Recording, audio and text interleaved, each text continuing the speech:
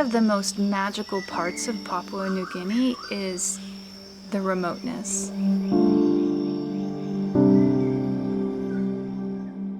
You really feel like you've been picked up and put away from the whole rest of the world. The remoteness of it, coupled with how strong everything feels here.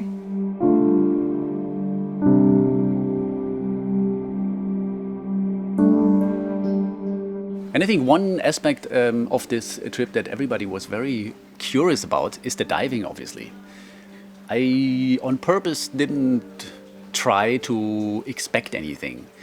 And I think this is also something that helps coming to that country, not to expect anything, because everything is unexpected anyway. Not only the people and the landscape and everything, but also the diving.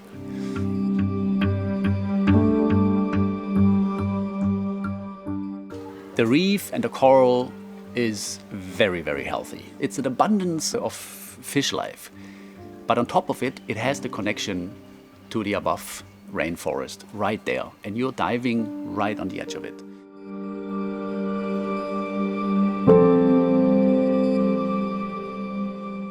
At one point I was coming up in a little channel just to see what was there, and there was a little lizard waiting for me, just staring at my face.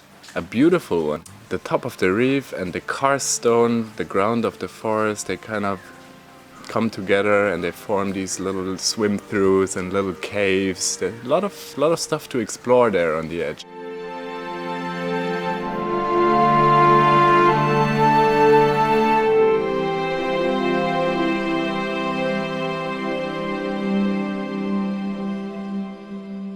You get these beautiful interactions between the shadows that the trees make from above and they cast down in the water. And so you have these light areas and these dark areas, and then you have the sun coming through the branches and the foliage above, and so it makes these beautiful rays that just shoot out in all different directions. And it's this dramatic light that really kind of stands out and makes the imagery really pop and be dynamic. Like the jungle is going literally right to the edge of the ocean. So when you're in the water, you see it. You see it in a perspective that you usually don't even look at, because usually you just look like what's in front of you. But if you look up and you look what's above you, you will also see people.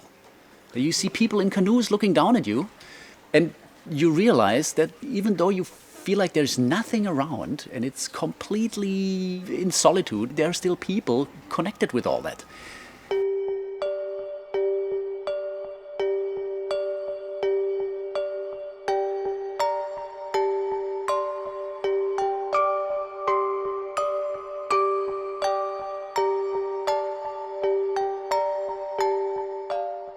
Having those close encounters out in an environment that they normally would be out in, and just being around people, that is the biggest shift, I think, for me.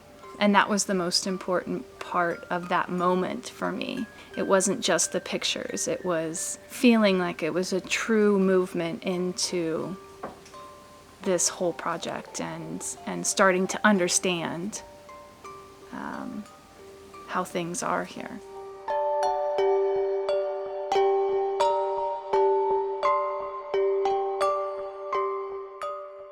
It feels like the people have a very authentic and unique connection to their surrounding, and we do not belong to their surrounding.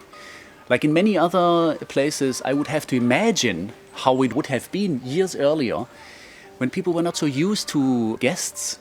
Here you have the feeling that you peek into a world that can easily exist without you and does exist without you all the time. It's more about looking into the world of the people here.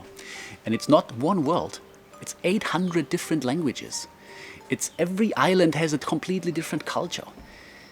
When we were walking in the jungle the other day, we found out that people here in the former times weren't even used to hunt animals in the jungle. They were used to hunt other people in the jungle, which is kind of crazy.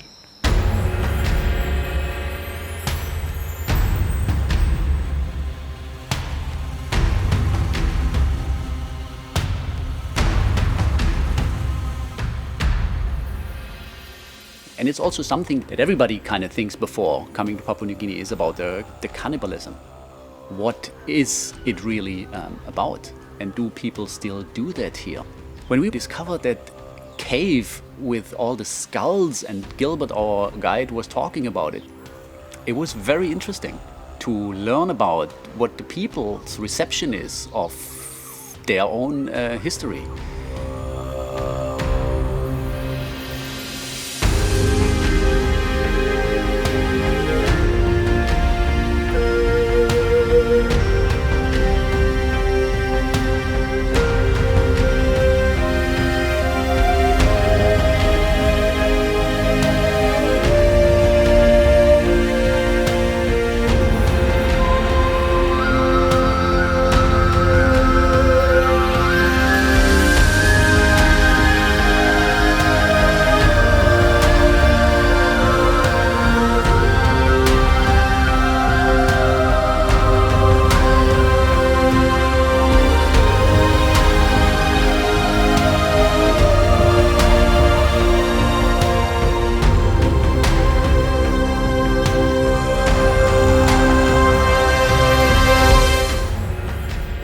Years ago, people, they don't live in the villages, they live here, and if they kill someone, they bring them here and they eat them up, and they kept only the skulls here because they keep them as a trophy.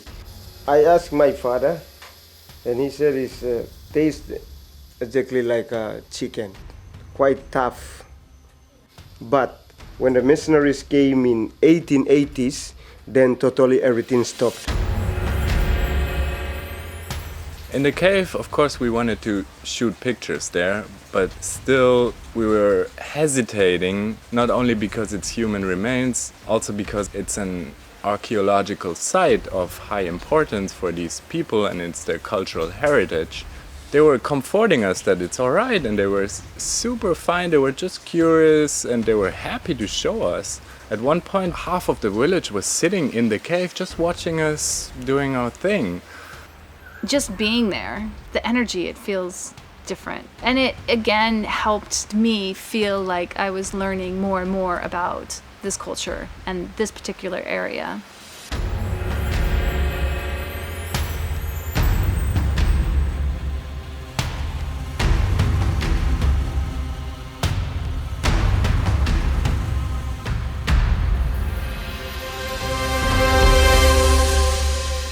There's so many different things, contradictions just popping up everywhere all the time.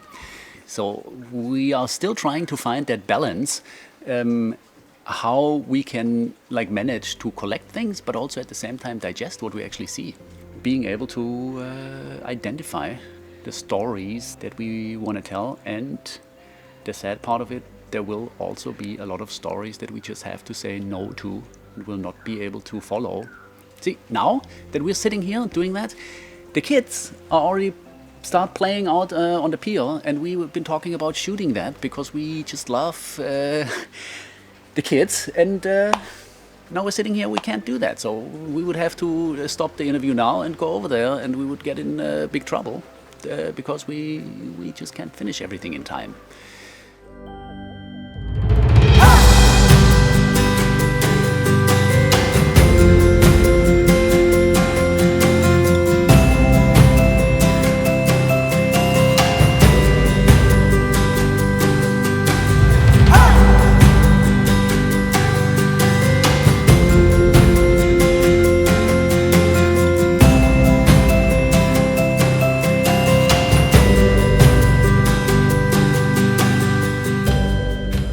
Sounds ridiculous, but I can already see that after 6 weeks, we will all agree to say, we have to come back. We weren't able to, there's still so many things that we would be interested in.